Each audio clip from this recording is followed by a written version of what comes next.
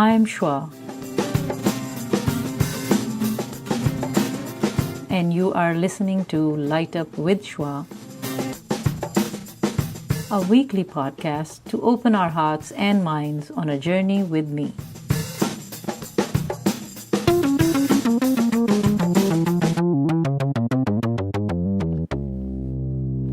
Hi everyone, thank you for listening to part 1 with Rabbi Shira. This is part 2 to our conversation. Hope you have enjoyed so far, and I hope you will enjoy part 2 as well. So please subscribe, rate and review, and send your feedbacks. Thank you. Are there any things that you can suggest that parents of younger children and young parents can do that you kind of missed, or something that you feel that really you were able to have grasp on it and you did well? So a couple of things or a few things that you can talk about being a parent that was good for you, worked out, and didn't work out, and you can suggest. I would say that the most important thing that I've learned is to forgive yourself. None of us are perfect parents. None. There is no one who's a perfect parent. And the person who thinks they're the perfect parent, that's what makes them imperfect. But if you forgive yourself for things, then you learn how to stop them. Now, I would never touch my child in anger. That was beyond the pale. But there were times when I screamed at them and I shouldn't have. And there were times when I might have listened differently. And I think that I learned as much from my children as they learned from me.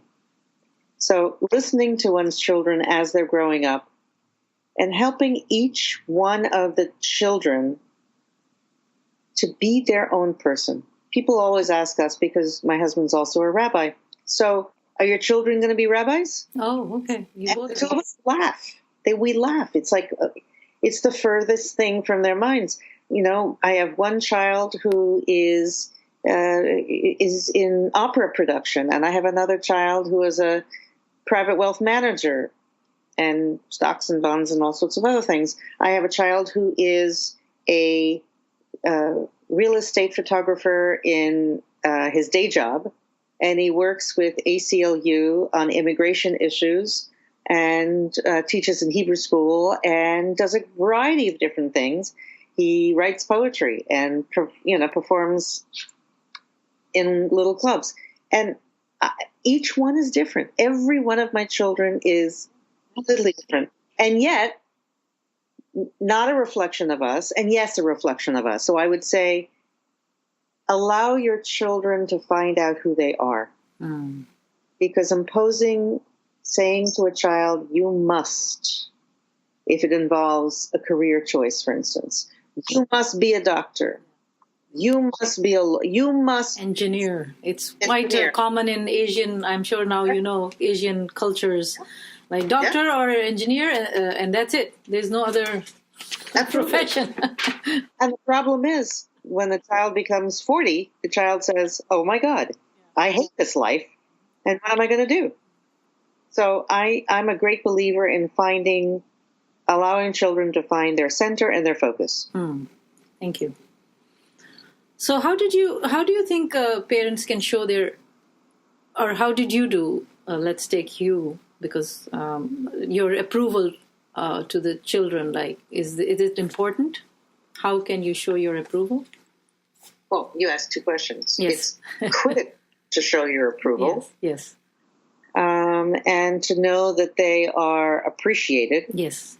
Both for what they do and for who they are. Not for how much they make or who they, that's not important. What's important is, are you a good person? And if you're a good person and you show that to me, that's really important. I have children, all three of my children in different ways, fight for people who can't do it on their own. So that's what they have in common. And that's extraordinary. But they do it differently. So that, to me, showing them that I recognize their ability to bring compassion into the world. I tell them that all the time. How did you develop that in them? How do you develop compassion? Is that natural, or do you have to do something about it? I think it's taught. Okay. Are people naturally compassionate? Yeah, there's some people who are more suited to, a service industries or giving, helping others. But everybody can be taught how to be compassionate in society. Mm.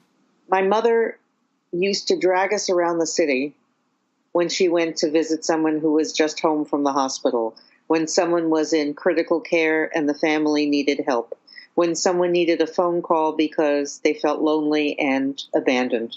My mother taught us that from the beginning. And my father reached out to people who didn't have the wherewithal to make it in the world and would give them a boost. So I learned that from my parents, and our children learned it from us. Mm-hmm. My father-in-law,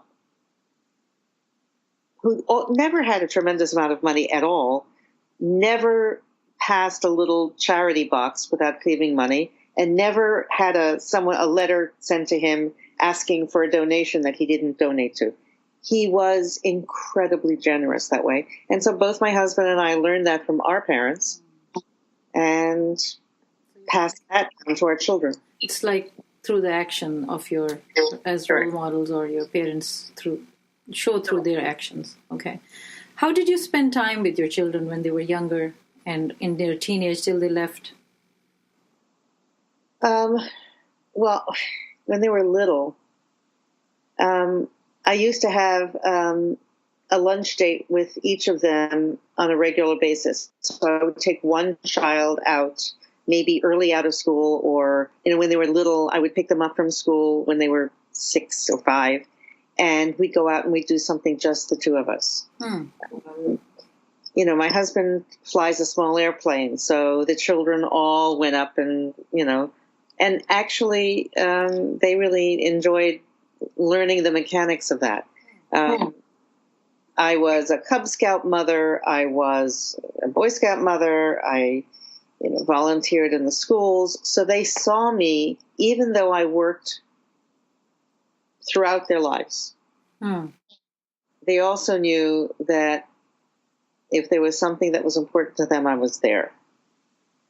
So it means like you were working while they were younger, but you didn't leave them with the babysitters or anything, or like, did you manipulate your timings? No. They did have babysitters for the first, few years of their life. I had a job where I was able to be with them when they were awake, working when they were at school, or working when they were asleep. There's certain things they couldn't.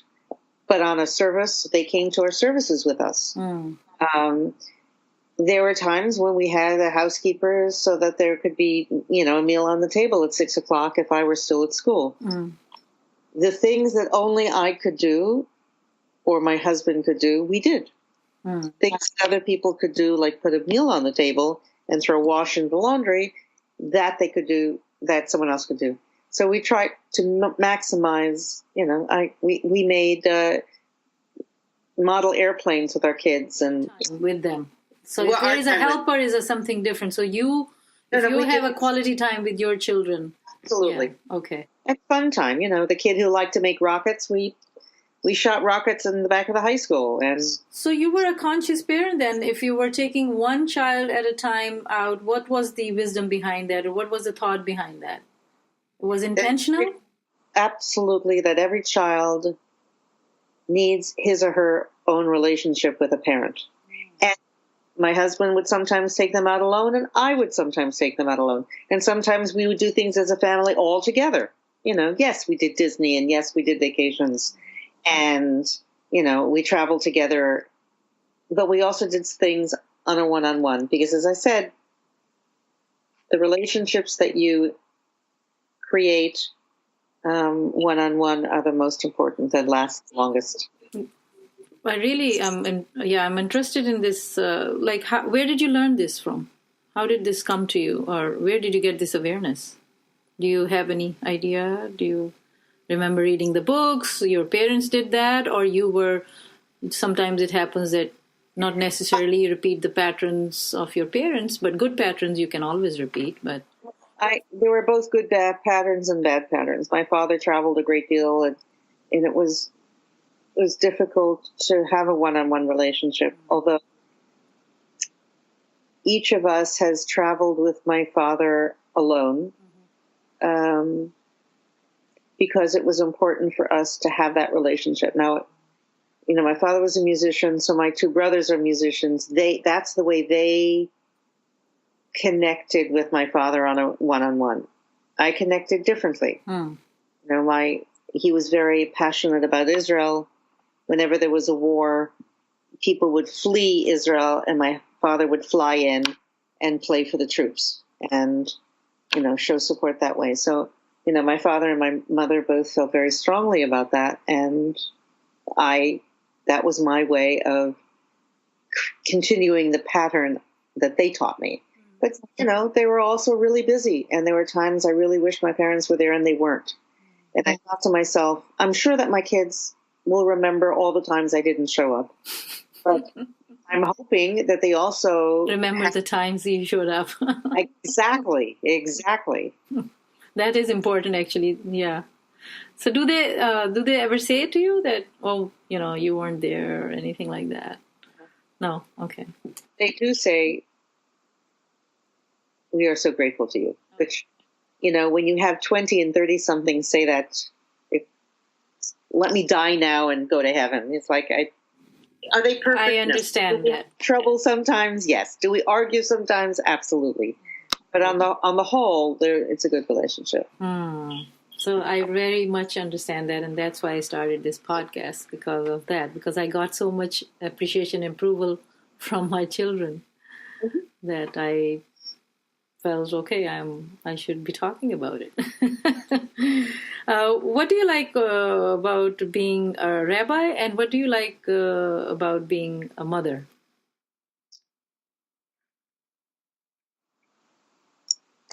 Being a rabbi, I love being able to be with people at their most vulnerable and most holy moments. So when they are, people say, I hate doing funerals. I love doing funerals because that I can connect with a family in a very intimate way and help them in a difficult time. I can be there when they see their children come, under the wedding canopy. I love being able to be both a witness and an enabler to create these holy moments. As a mother, my kids are fun. I love just being with them and learning from them. And I think the best part of being a mother, to a degree, is knowing that a little part of me is a legacy through them. So whatever they learn from me will continue because they are around. Now, sometimes that, if you don't have children, that can happen with students or friends, but mostly with children. To me, that's my legacy. Nice. Thank you. So, do you have any moments that you remember that when you were younger, that you felt safe with your parents? And have you provided that for your children? Like, yes, you did everything from apparently, financially and every comfort. I'm sure all parents try their best, especially those who are educated and in your position. And then I just learned from you that your husband is also a rabbi. So you both have all these learnings, I guess, from the tradition. And it's a rich tradition. So any moments that you felt that you can share with us, that so that parents can try to bring those moments among themselves to make their children feel safer? Because with the current situation, how children are, with all the abuse and different things in the world going on, how can we give that feeling to our children? If you have any. So I hope that each of our children feels that when they are with us, they are safe. To say you can always come home doesn't mean you shouldn't be independent. It means you always have a place at our table. You always have our ear. You want to call at 2 a.m. because you're depressed or you're upset or you're concerned about something, please call. If there is nothing you can say to us that we won't listen to. There are times when we will disagree, but we will always listen. And I think the most important thing that you can give a child, and I know that this is bandied around as a, I don't know, sounds trite, but unconditional love really means I really love you, and even though we disagree about what you're doing right now, and even though I'm really upset by what you just did, please know that I will never not love you. I will always love you, and I will always have your back. And I think that's the way to make children feel safe, not teaching them that there are monsters out there. And I mean, we live in suburbia. There are kids who don't know in their teens how to get to New York City and take a subway or walk to a museum or, find a store that they want to start. They have to be brought. That teaching them that their world is terrible is depriving them of understanding all the joy that is in the world. Now, that's not to say I'm not a realist. I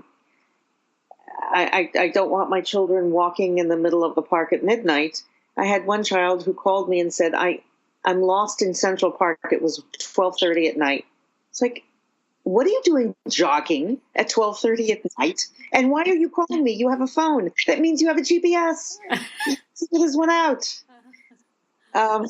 You call me when you get home. God. Please. But, and giving them a healthy understanding that the world is not always going to give them stuff on a silver platter. They have to work for stuff. They have to earn stuff. And sometimes, the world isn't fair. Yeah. You have to teach them that the world isn't fair. So when they hit on that the first time, it's like, oh my God, my world's going to fall apart. No, it won't fall apart. You'll figure it out. It's to figure it out. And we encourage our children to find that. Yeah. Okay, I'm going to direct our questions towards the last leg of questions. And before I do that, what do you like about yourself? That's a hard question. Okay, well, you can go first with anything you would like to change about yourself and then go to the likeness. Oh, God, there's so much I'd like to change about myself. But, no, not too many things, just one. Yeah. No, I would say that I'm a very compassionate person, and I'm relatively intuitive, and that I have helped people. I know that I have made the world, my little world, and maybe a little bit larger. I know that I've made it a better place, and that's what I love about myself. I do. Okay, good. I do know, I'm not a CEO, and I wouldn't be happy as a CEO. I love what I do, and that makes a huge difference to me. Okay. It gives my life meaning, So, I didn't do the laundry last night. The world will not fall apart. But I went to visit someone in jail. That was an important thing to do. So you do that too? Yeah. Okay. And that's part of your connection, yeah. Okay. Chaplaincy or, yeah. Yeah. But it gives meaning to my life. Serving others. Yeah. Thank you for that. Thank you. All right. So I guess I want to ask all of these questions because I'm getting such rich answers. Like, what is to be, what is to live a healthy, fulfilling life? If you can tell me. Balance. And I'm still learning that. I'm still a work in progress. There are times when I'll have 14-hour days or in a row, and then I'll need to have very quiet days after that. And knowing what your limits are and knowing what your capacity is for doing what you need to do, that's important. But balance is really, and we do it every day. Something happens. Someone calls. I have 3 people in hospitals, and they're 50 miles apart. Do I go north? Do I go to the city? Do I go down south? Where do I go, and how do I manage it? And I do the best I can. I don't always balance well, but, work and play and family and profession, all of that has to be balanced.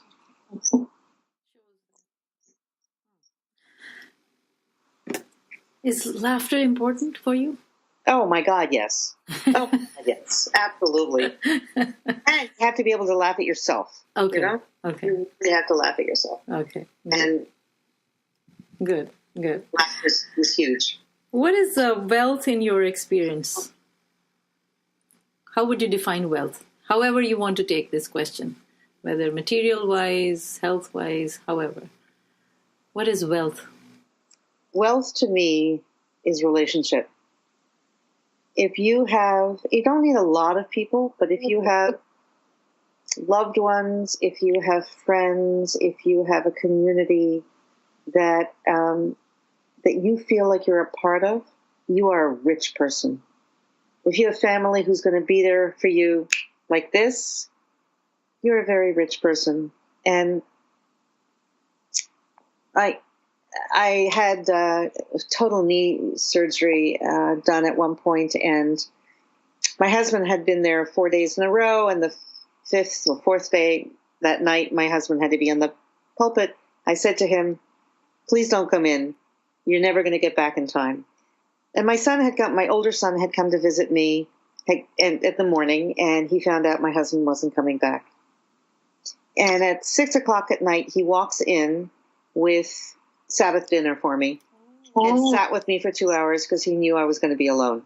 I didn't ask him. No one said to him, this is what you have to do. He has a wife at home that he could have been with. But it was like one of those things that really, really touched me. Each of my children has done that. And there I feel very rich.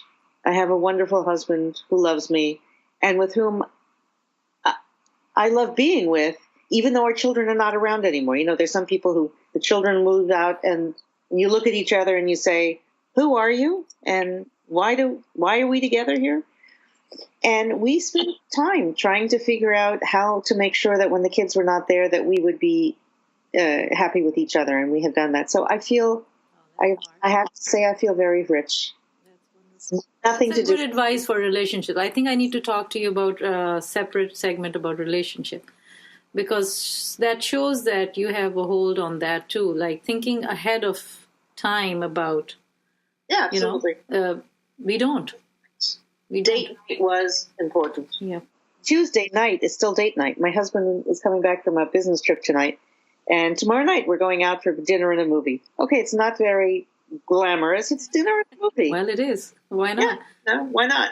People are not getting food. You're getting good food in a good restaurant and watching. And I don't have to wash up. Exactly. Wonderful. All right. So last leg of questions. What is the value of gratitude in your life?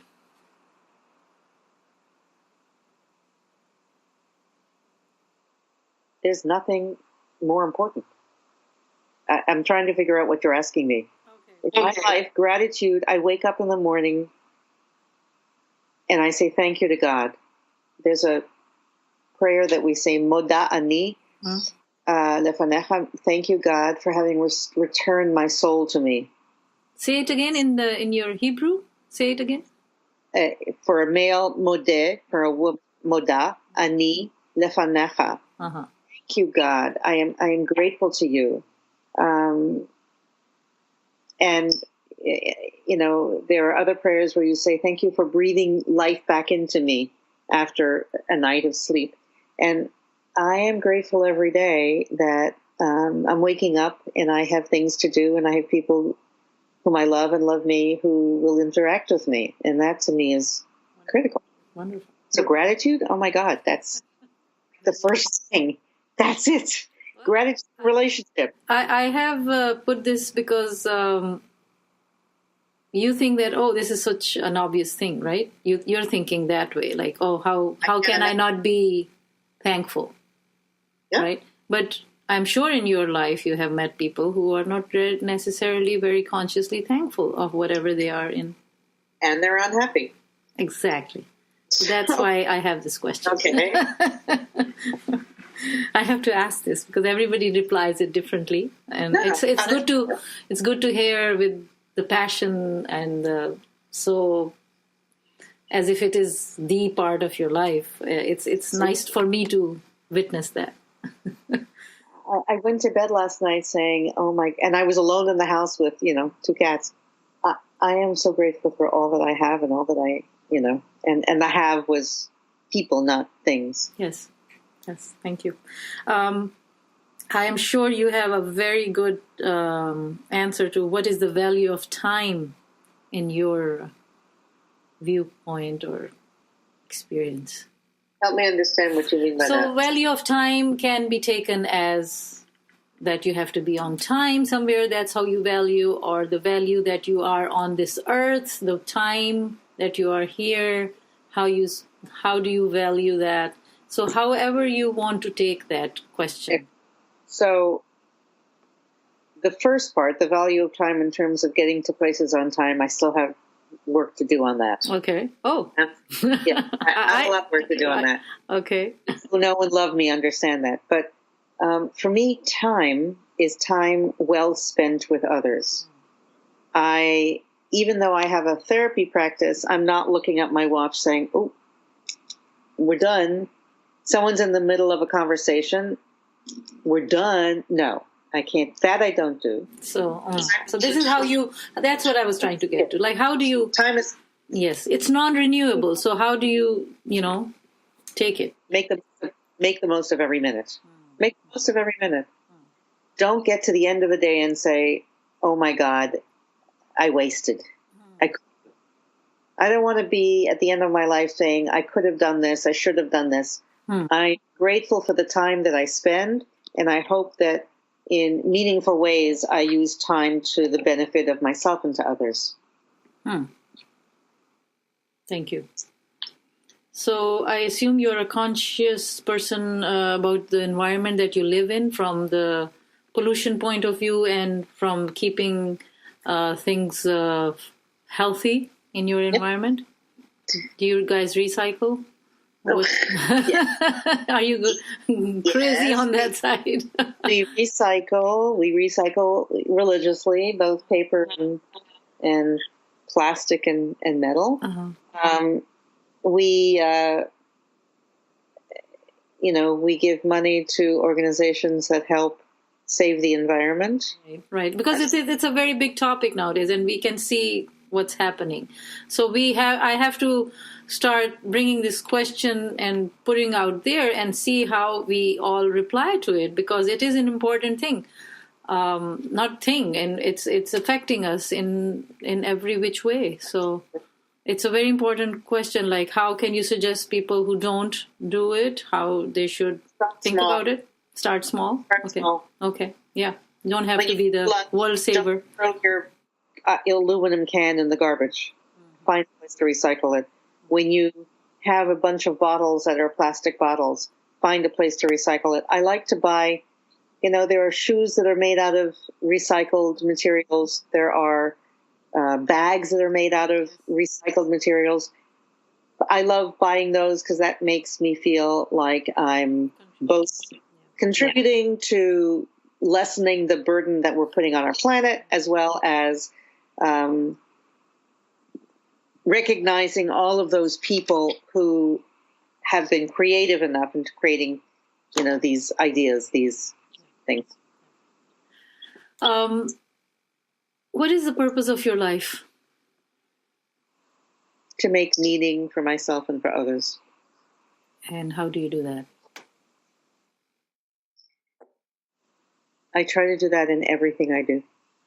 Everybody I see, everybody I talk to, try to find that sacred spark in them. That's the meaning of my life. Thank you. What would you do differently today if you knew that there was no tomorrow? Nothing. Okay. No, seriously. I try not to postpone saying thank you. I try not to postpone saying I'm sorry. I try not to postpone saying I love you. I mean, if I do and I regret I shouldn't have done it today, I'll do it tomorrow. So is there a belief in Judaism about afterlife? There is. It's not that we spend a great deal of time describing it. Excuse me. Mm-hmm. We were talking about meaning. Like afterlife, do you have a belief in Judaism, like we have in Islam, that we believe in the next world? In fact, we call it the next world, the world to come. That's exactly the words we use. Olam haba, the world that we see that as a world where there is no strife, there is no illness, you know. So there is a concept.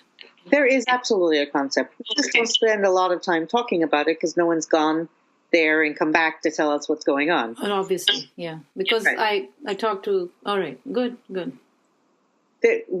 We don't have a concept of heaven and hell so much as we have, for the first 12 months, we pray for people's souls. And after that, everybody goes to heaven.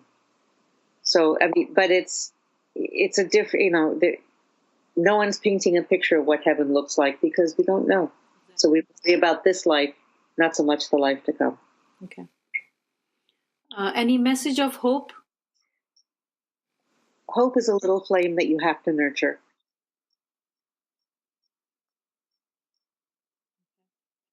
Sometimes it's not like the big Olympic flame that's huge. Sometimes it's very tiny. Hope needs to be nurtured. Thank you. And my last question to you is, Rabbi Shira, what lights you up? What lights you up?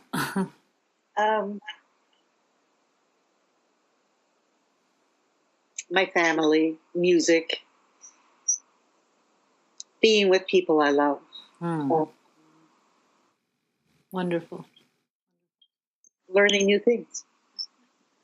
Thank you so much for your time. My pleasure. Really appreciate it. Thank you so much. Have a wonderful day. Thank you, you too. Thank you for staying with me through this exciting episode. Please don't forget to subscribe and stay tuned for the next episode of Light Up with Shwa.